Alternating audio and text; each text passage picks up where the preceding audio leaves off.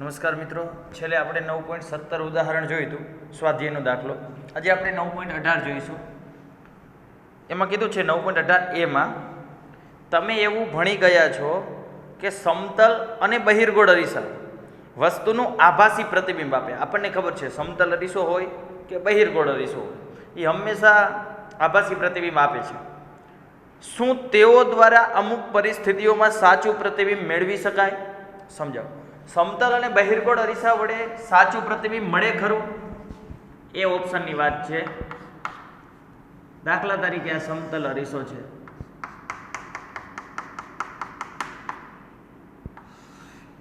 આ એની મુખ્ય અક્ષ. આપણને ખબર છે કે આ અરીસો રહ્યો એ આભાસી પ્રતિબિંબ આપે, પણ આવું કહે છે કે અમુક પરિસ્થિતિમાં આના દ્વારા વાસ્તવિક પ્રતિબિંબ મળી શકે ખરું? હા, મળે. કેવી રીતે? જો આવી રીતે કિરણો હું આપાત કરું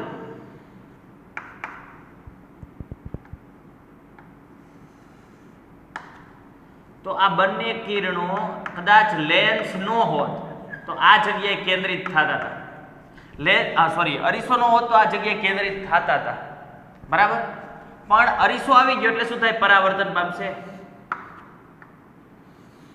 પરાવર્તન પામીને અહીંયા ક્યાંક ભેગા થયા. ટૂંકમાં આપણે એક દાખલો આવ્યો હતો, સ્વાધ્યાયનો દાખલો હતો, યાદ કરો. એવું કીધું હતું કે કોઈ કિરણાવલી પી બિંદુ પાસે કેન્દ્રિત થાય છે. પી બિંદુથી 12 સેન્ટીમીટરના અંતરે એક બહિર્ગોળ લેન્સ મૂકવામાં આવે અને એક અંતર્ગોળ લેન્સ મૂકવામાં આવે. તો પહેલા કિરણાવલી કેન્દ્રિત થતી હતી, અહીંયા કિરણો કેન્દ્રિત થતા જ હતા, પણ અરીસો મૂક્યો એટલે હવે અહીંયા કેન્દ્રિત ન થાય. તો આવા કિરણો ભટકે અને અહીંયા ક્યાંક ભેગા થાય. હવે જુઓ તો આના માટે વસ્તુ કોણ કહેવાય? આ દાખલાની જેમ જ આના માટે વસ્તુ કોણ હતી?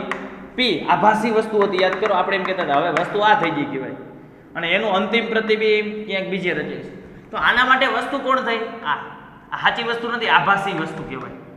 એટલે આના માટે વસ્તુ આ, અને એનું પ્રતિબિંબ જો સાચું, ખરેખર કિરણો ભેગા થાય. ટૂંકમાં એક શબ્દમાં એમ કહી શકાય, જો વસ્તુ આભાસી હોય તો પ્રતિબિંબ સાચું મેળવી શકાય. હવે આપણને બહિર્ગોળ અરીસો પણ કીધો હતો, તો બહિર્ગોળ અરીસા માટે પણ આપણે જોઈએ. રકમ કંઈક આવી છે.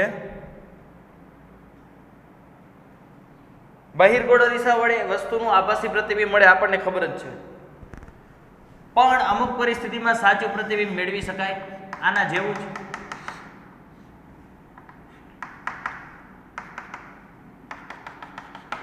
ચાલો, આ મુખ્ય અક્ષ. આવી જ રીતે કિરણો આપાત કરો તો આવા કિરણો ક્યાં કેન્દ્રિત થાય છે નક્કી. અહીંયા જો આ અરીસો ન મૂક્યો હોત તો આ કિરણો અહીંયા ભેગા થતા જ હતા, પણ અરીસો મૂક્યો એટલે કોઈ તરફ વાંકા વળશે. આમ નીચે તરફ છે એટલે લંબા હોય છે. વિચારો કંઈક આ રીતે ભેગા થાય, આ તરફ ગયા, આ કિરણ પણ ઉપર તરફ જશે, ના કિરણો ક્યાં અહીંયા ક્યાંક ભેગા થાય. તો આનો અર્થ શું થયો? આભાસી વસ્તુ હતી તો એનું સાચું પ્રતિબિંબ મળ્યું. દરેક વખતે શું હોય છે? સમતલ અને બહિર્ગોળ અરીસા માટે વસ્તુ સાચી હોય એટલે આપણે આ વસ્તુ મૂકી હોય ખરેખર, તો એનું પ્રતિબિંબ આભાસી મળે.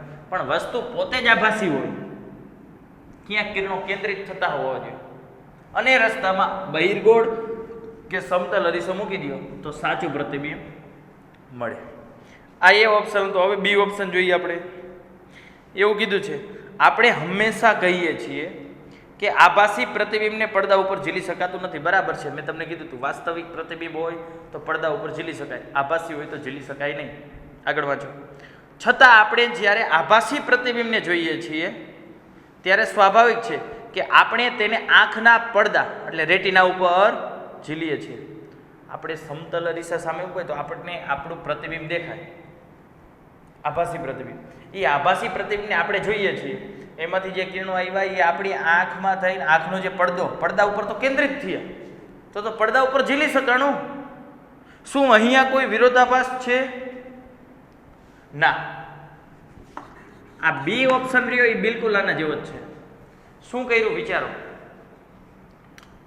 આપણે કોને જોઈએ છીએ? આપણી આંખ કોને જોવે છે? વસ્તુ નથી જોતી, આભાસી પ્રતિબિંબને જોવે છે. આના જેવો કેસ થયો. વસ્તુ કોણ છે? આપણી આંખ કોને જોવે? આભાસી વસ્તુ, આભાસી પ્રતિબિંબને. અહીંયા પણ વસ્તુ તરીકે આભાસી જ વસ્તુ હતી, અહીંયા પણ બીજા બી ઓપ્શનમાં પણ વસ્તુ કોણ છે? આભાસી પ્રતિબિંબ. તો એમાંથી જે કિરણો આવે છે અને એ આંખનો લેન્સ થયો, અહીંયા અરીસો હતો, આંખનો લેન્સ થયો, તો આભાસી વસ્તુ હોય તો એ આંખના લેન્સ દ્વારા કેન્દ્રિત થાય. આના જેવું જ છે. આભાસી વસ્તુ હતી તો એના અહીંયા અરીસાની વાત છે ને આ કેસમાં લેન્સ છે. આટલો જ ફેર છે, બીજો કોઈ ફેર નથી. અહીંયા આભાસી વસ્તુ હતી તો એને ખરેખર કિરણો કેન્દ્રિત કરી શકાય. એમ અહીંયા પણ આભાસી વસ્તુ જ છે. પ્રતિબિંબ રહ્યું, આભાસી પ્રતિબિંબ એ વસ્તુ જ છે. તો એમાંથી જે કિરણો આવે લેન્સ દ્વારા, આંખના લેન્સ દ્વારા કેન્દ્રિત થાય છે. આ તો આભાસી વસ્તુ હોય એને કેન્દ્રિત તો કરી શકાય. સમજાય છે? એ પ્રતિબિંબને પડદા ઉપર ન ઝીલી શકાય. હું અહીંયા પડદો રાખું તો એ ન મેળાવે, પણ એમાંથી જે કિરણો નીકળે એને લેન્સ દ્વારા કેન્દ્રિત તો કરી જ શકાય. એટલે અહીંયા કોઈ વિરોધાભાસ નથી. ના, અહીં કોઈ વિરોધાભાસ નથી. અહીં કોઈ વિરોધાભાસ નથી. સમજાણો અર્થ મિત્રો? ચાલો ત્યાર પછી આગળનો સી ઓપ્શન આપણે આગળ વધી. તો સી ઓપ્શનમાં શું કીધું જોતા જઈએ. 9.18 નો સી. પાણીની અંદરથી એક વ્યક્તિ તળાવના કિનારે ઊભા રહેલા એક માછીમારને ત્રાસી રીતે જોઈએ છે. પાણીની અંદરની એક વ્યક્તિ છે, હું દૂર નાખું, આ પાણી છે, આની અંદર કોઈ એક વ્યક્તિ છે.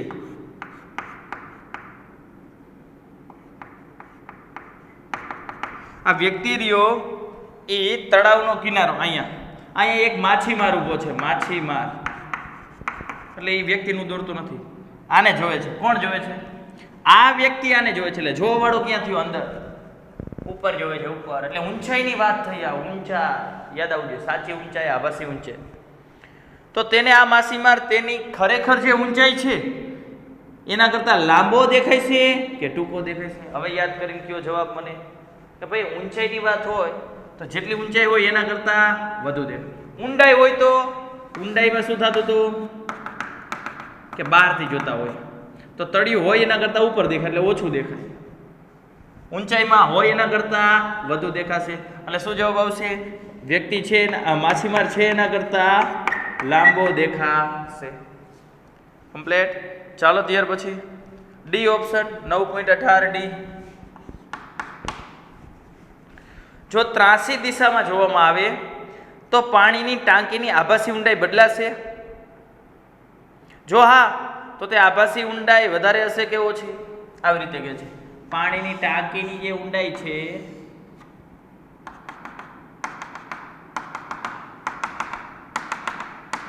આ પાણીની ટાંકી છે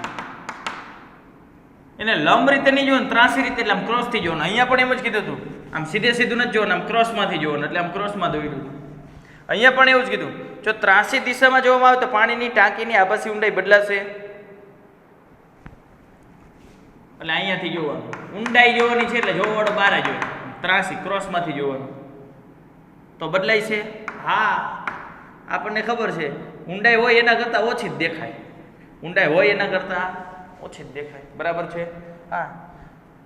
જો હા તો આભાસી ઊંડાઈ વધારે હશે કે ઓછી? ઓછી જ હોય, જે છે એના કરતાં ઓછી જ હોય. બીજું, અને તમે લંબથી જુઓ, લંબથી જુઓ અને ત્રાસી રીતે જુઓ તો બરાબર સમજજો. આ ત્રાસી રીતે જુઓ એ થોડીક વધારે ઓછી દેખાય, લંબથી જુઓ તો એ થોડીક હજી વધારે દેખાય. શું કીધું મેં? સમજ્યા? બે રીતે જોઈ શકાય, ઉપરથી નહીં જોઈ શકો ને આ રીતે. બે વખતે એટલું તો નક્કી જ છે, આ રહ્યું એ આટલી ઊંડાઈ તો ન જ દેખાય, ઉપર જ દેખાય બંને કેસમાં. પણ બે કેસમાં અલગ અલગ દેખાય. તમે લંબમાં જુઓ છો અને ત્રાસી રીતે જુઓ છો. ત્રાસી રીતે જુઓ છો એ વધારે ઓછું દેખાય આ લંબ કરતાં. લંબમાં તો હજી આના કરતાં થોડુંક નીચે દેખાય. તમને સમજાણું? કમ્પ્લેટ. તો આ તો 9.18. હવે છેલ્લો 9.18 ઈ ઓપ્શન, એમાં કીધું છે સાદા કાચ કરતાં હીરાનો વક્રી ભવનાંક ઘણો મોટો છે. સાદા કાચનો વક્રી ભવનાંક કેટલો છે? 1.50. હીરાનો વક્રી ભવનાંક મેં તમને લખાયો હતો 2.42 વક્રી ભવનાંક. આ હકીકત હીરા ઘસુને કોઈ રીતે ઉપયોગી છે? હીરા ઘસતા હોય એને આ હકીકત કોઈ ઉપયોગી થાય? હવે કાચ છે, કાચ માટે વક્રી ભવનાંક 1.50 છે, બરાબર. તો કાચ માટેનો ક્રાંતિકોણ એટલે આઈસી એ લગભગ તમને 48 ડિગ્રી જેવો મળશે, સોરી 42 ડિગ્રી જેવું. અને આના માટે જે છે ક્રાંતિકોણ એ લગભગ કહું છું 24 ડિગ્રી જેટલો મળે છે, બરાબર. આના માટે ક્રાંતિકોણ કેટલો મળે છે? 24 ડિગ્રી જેટલો. તો હવે જોજો હીરા ઘસુ શું કરે, જે હીરાઓ રહ્યા ક્રાંતિકોણનું મૂલ્ય આટલું છે. હીરાને શું કરવાનું હોય? એને ચમકતા દેખાડવાના હોય. એટલે શું કરવાનું હોય? એ હીરાને યોગ્ય આકારમાં કાપે. આપણે થિયરી પડી ગયા, એ એવી જ રીતે યોગ્ય આકારમાં કાપે જેથી કોઈ પણ બાજુએથી કિરણ આપાત થાય તો એ કોઈ પણ સપાટી ઉપર આપાત થાય ત્યારે અહીંયા જે આપાત કોણ બને એ 24 ડિગ્રી કરતાં વધારે જ બને. 24 ડિગ્રી કરતાં વધારે. તો શું થાય? ક્રાંતિકોણ, જ્યારે આપાત કોણનું મૂલ્ય ક્રાંતિકોણ કરતાં વધી જાય તો એના એ જ માધ્યમમાં પૂર્ણ આંતરિક પરાવર્તન થાય. એટલે હીરાની અંદર સતત ને સતત કિરણો અંદરની અંદર પૂર્ણ આંતરિક પરાવર્તન અનુભવ, એટલે અંદરની અંદર પ્રકાશ રહેશે, બહાર નહીં નીકળે. એટલે શું થાય? હીરા આપણને કેવા દેખાય? ચમકતા. તો એ આના આધારે જ, આ હકીકતના આધારે જ હીરા ઘસવું હીરાઓને ચમકતા દેખાડી શકે. તો આ તો 9.18 બરાબર છે. ચાલો ત્યાર પછી આપણે જોઈ 9.18 દાખલા નંબર જોયો. ત્યાર પછીનો દાખલા નંબર 9.19 કરાવી નાખ્યો તો મેં. 9.20 પણ કરાવ્યો હતો. હવે 9.21 બરાબર. જોતા જઈએ 9.21 દાખલા નંબર શું કહે છે.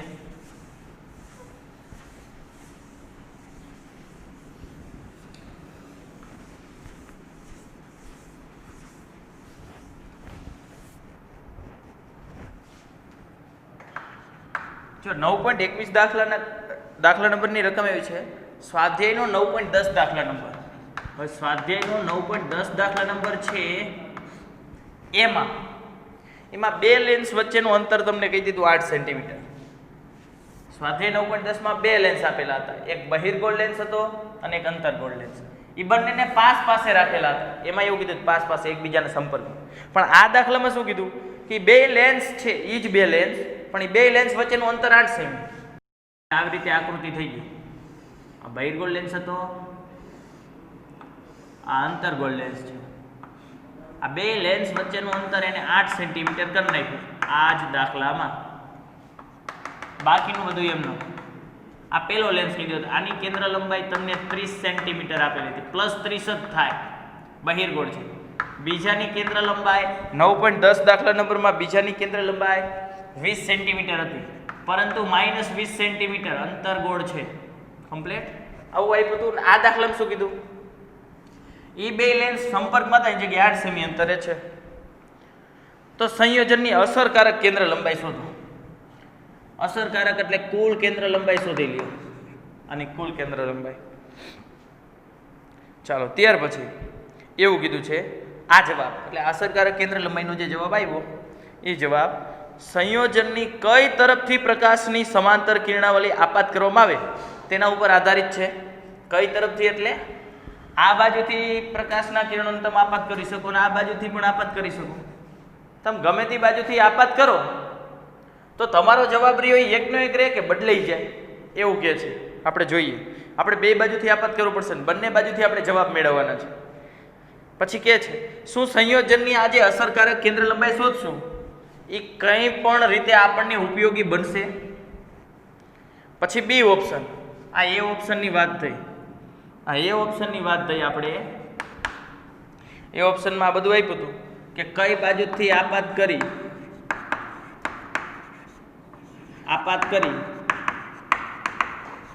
તે આધારિત છે એવું કીધું હતું. બરાબર.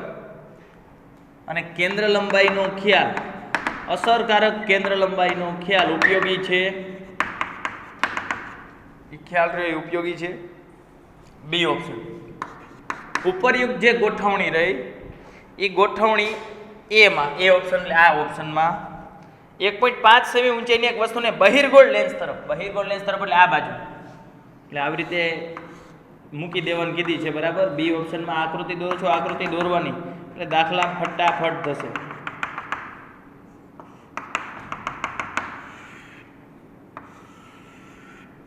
એક 1.5 સેમી ઊંચાઈની વસ્તુ હતી. 1.5 સેમી એચ કહી દો.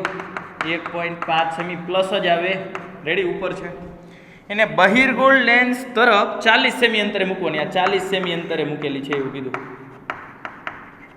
એટલે યુ પેલા માટે કહેવાય U1 કયો. આમાં ઓબ્જેક્ટિવને આઈપીસ નો આવે, આ માઇક્રોસ્કોપ કે ટેલિસ્કોપ નથી એટલા માટે. એટલે U1 -40 સેન્ટીમીટર કહેવાય, બરાબર. તો બે લેન્સના સંયોજનથી મળતી આ બે લેન્સની સંયુક્ત મોટવણી એમ અને પ્રતિબિંબની ઊંચાઈ એટલે અંતિમ પ્રતિબિંબ મળે એની ઊંચાઈ h ડેશ શોધો, બરાબર. આટલી વસ્તુ શોધવાની કીધી છે. હવે આપણે જોતા જઈએ. ચાલો એ ઓપ્શન જો બરાબર સમજજો. તમને અહીંયા આવું કીધું છે, બે લેન્સ આપેલા છે, આકૃતિ મેં દોરી. તો આની સંયુક્ત કેન્દ્ર લંબાઈ શોધવાની કીધી. ચાલો અસરકારક કેન્દ્ર લંબાઈ નું સૂત્ર તમને ખબર છે. 1/f બરાબર 1/f1 plus 1/f2 minus D ના છેદમાં f1 × f2.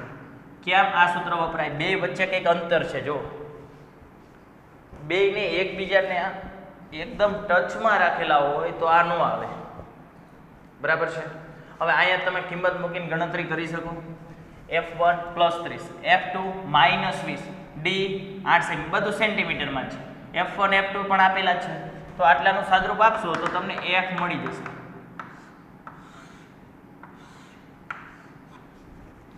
કમ્પ્લીટ આખા લેન્સ માટેના f મળી જશે. આટલું તો તમે જાતે હવે કરી શકશો, બરાબર. f શોધવાનું કીધું. હવે પ્રશ્ન આવો હતો, કઈ બાજુથી કિરણોને આપાત કરી? એ આપણા જવાબ ઉપર આધારિત છે. મતલબ કે તમે કિરણોને આ તરફથી નહીં આપાત કરી શકો ને આ તરફથી. હવે આ લેન્સ છે, ગમે તે બાજુથી આપાત થાય. તો કિરણોને કોઈ પણ બાજુથી આપાત કરો તો તમારો અંતિમ જવાબ રહ્યો બદલાય ખરો કે હાલે ગમે તેમ? આપણે જોઈએ. આપણે શું કરીએ? આપણે દાખલા તરીકે હું કિરણને આ રીતે આપાત કરું આ બાજુથી, તો આ સમાંતર કિરણોને આપાત કરી એવો શબ્દ વાપરેલો છે, વાંચજો. સમાંતર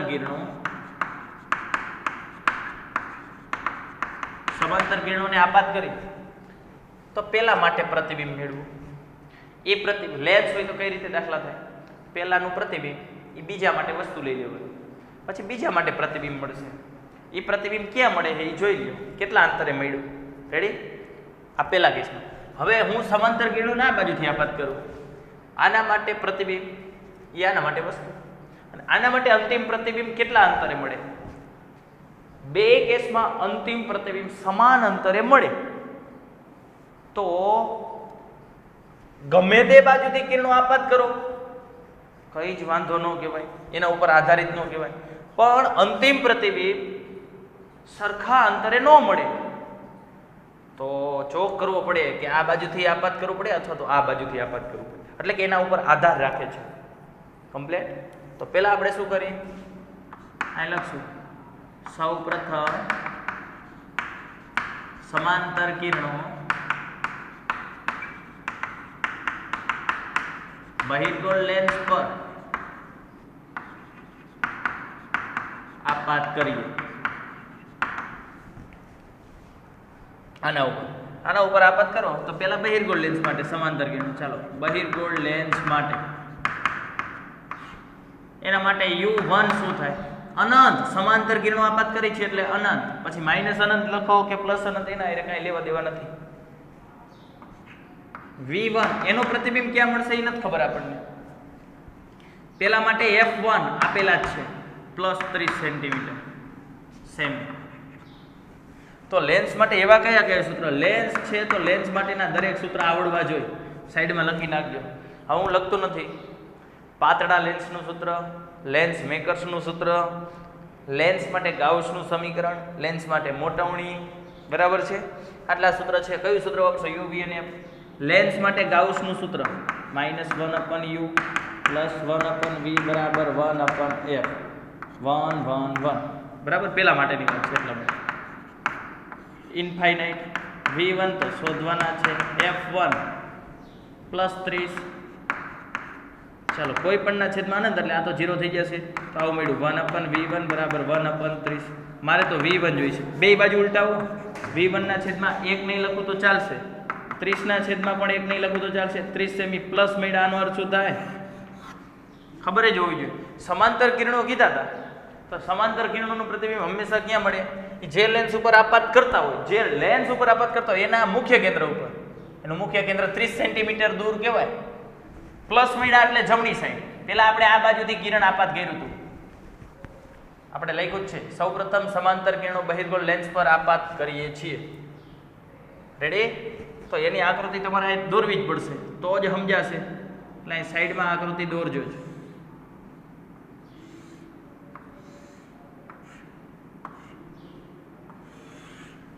પેલા અહીં સમાંતર કિરણ આપાત કર્યા છે બરાબર. ક્યાં ભેગા થયા? Plus 30 centimetre. એટલે અહીંયાથી પ્લસ 30 જમણી તરફ પ્લસ મળે છે એટલા માટે. અહીંથી 30 એટલે અહીંથી આટલું તો 8 જ થાય, એથી નહીં વધારે હશે. એટલે આ કિરણો ક્યાંક આટલે આ બાજુ ક્યાંક કેન્દ્રિત થાય એવી રીતે જ ભેગા કરશું. આ અંતર તો 8 સેમી હતું જ, આ નક્કી જ છે કારણ કે આ તો 30 મળે આ અંતર, એટલે આના કરતાં વધારે. રેડી? આ મળ્યું આપણને. આ બહિર્ગોળ લેન્સ હતો, અંતર્ગોળ લેન્સ મળી ગયું. આનો અર્થ થાય આ બહિર્ગોળ લેન્સ વડે પ્રતિબિંબ. બહિર્ગોળ લેન્સ વડે પ્રતિબિંબ ક્યાં મળે છે?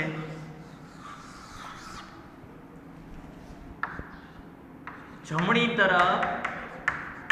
બહિર્ગોળ લેન્સ વડે પ્રતિબિંબ જમણી તરફ 30 સેમી અંતરે મળશે. અને પછી આપણે લખવું પડે આ પ્રતિબિંબ હવે બીજા લેન્સ માટે શું કામ કરે? બીજા લેન્સ માટે અથવા તો અંતર્ગોળ લેન્સ માટે આભાસી વસ્તુ તરીકે કાર્ય કરશે. આભાસી વસ્તુ તરીકે કાર્ય કરશે. આ સમજાઈ ગયું? આપણે શું કરી? પહેલાનું પ્રતિબિંબ બીજા માટે વસ્તુ, તો બીજા માટે વસ્તુ કોણ થઈ જાય? આ બીજા માટે વસ્તુ થઈ જાય. આ પહેલાનું પ્રતિબિંબ મળ્યું, I1 નામ આપી દો. ચાલો તો હવે અંતર્ગોળ લેન્સ માટે. અંતર્ગોળ લેન્સ માટે બરાબર સમજો. અંતર્ગોળ લેન્સ માટે શું થાય? તો અંતર્ગોળ લેન્સ માટે U2. આના માટે વસ્તુ તો આ છે ને, આ તો એ વસ્તુથી લેન્સ સુધીનું અંતર, એટલે આ અંતર કેટલું થાય? અહીંયાથી આ અંતર 30 હતું, આ ખબર છે. આ 30 હતું તો આ 8 થઈ ગયું, તો આ કેટલું થાય? 22. કોઈને વાંધો?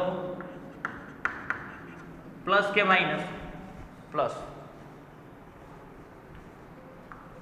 આ બાજુનું છે એ માઇનસ ગણવાનું હોય તો આ બાજુનું પ્લસ. U plus 22 centimetre. ચાલો V2 અંતિમ પ્રતિબિંબ નથી ખબર. F2 ખબર છે? હા, માઇનસ 20 સેન્ટીમીટર. તો ચાલો તો -1/u પ્લસ 1/v બરાબર 1/f. બીજા માટે ચાલો આપી દો સાદુરૂપ. શું થશે? U2 22, V2 નથી ખબર, F2 ખબર છે -20. તો 1/v2 આ એમ નમ રાખો. માઇનસ છે ને આ બાજુ લઈ જાઓ પ્લસ. પ્લસ 1/22 અને -1/20 તો હતા જ. આપી દો સાદુરૂપ. 20 × 20 -22 × 22 22 × 20 કેટલું થઈ જશે? આટલું મળ્યું. 1/v2 બરાબર -2/22 × 20 આ 10 કેટલા મળે છે? તો 1/v2 બરાબર -1/220. મારે તો v2 જોઈ છે તો v2 બરાબર બે બાજુ ઉલટાવો. 2/1 છે એટલે નથી લખતો. તો -220 સેન્ટીમીટર. આનો અર્થ શું થાય? આનો અર્થ શું થાય? -220 સેન્ટીમીટર મળ્યા. એટલે કે આનો અર્થ એવો થયો -220 સેન્ટીમીટર એટલે કે બીજા લેન્સથી ડાબી બાજુ -220 સેન્ટીમીટર અંતર. અંતિમ પ્રતિબિંબ એટલે લખવું પડે આ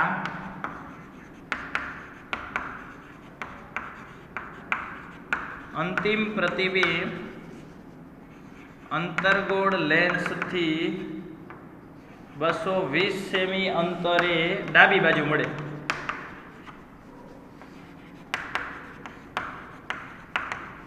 આટલું સમજાણું? ખરેખર અહીંયાથી તો આપણે અંતર માપ્યું. હવે આપણે એ નક્કી કરવાનું છે કે આ પેલા કેસમાં આપણે કિરણો આ બાજુ, તો આપણને એવું મળ્યું કે અંતિમ પ્રતિબિંબ આ બીજા લેન્સથી ડાબી બાજુ 220 સેમી અંતરે. ખરેખર આપણે એવું નક્કી, આખા તંત્રની વાત છે ને, એટલે સેન્ટરથી માપવાનું હોય અંતર. તો સેન્ટરથી કેટલું થાય? સેન્ટરથી આ બંને લેન્સનું સેન્ટર એટલે 4 સેમી અંતરે થાય ને, તો 4 સેમી અંતરથી કેટલું થાય? આ બાજુ જ મળે છે એટલે 4 બાદ કરવું પડે ને. 220 સેન્ટીમીટર છે એ આ લેન્સથી ડાબી બાજુ 220. જ્યારે બે લેન્સની વાત હોય ને ત્યારે કેન્દ્રથી અંતર મપાય, કેન્દ્રથી એટલે આખાનું તંત્ર. સેન્ટરથી એટલે આપણને પરફેક્ટ ખ્યાલ આવે. શું પરફેક્ટ ખ્યાલ આવે? કે ભાઈ એક્ઝેક્ટ લોકેશન ક્યાં છે એ તો આ લેન્સથી મળ્યું. હવે બીજા કેસમાં શું થાય? તમે આ બાજુથી આપાત કરો તો આનાથી મળશે. એ જવાબ થોડોક સચોટ કહેવાય કે અંતિમ પ્રતિબિંબ આનાથી મળે છે બીજા કેસમાં. પહેલા કેસમાં અહીંયાથી મળે છે. એના કરતાં હું એમ કહું તો તંત્રના કેન્દ્રથી પ્રતિબિંબ મળ્યું. આ વધારે સચોટ જવાબ થયો.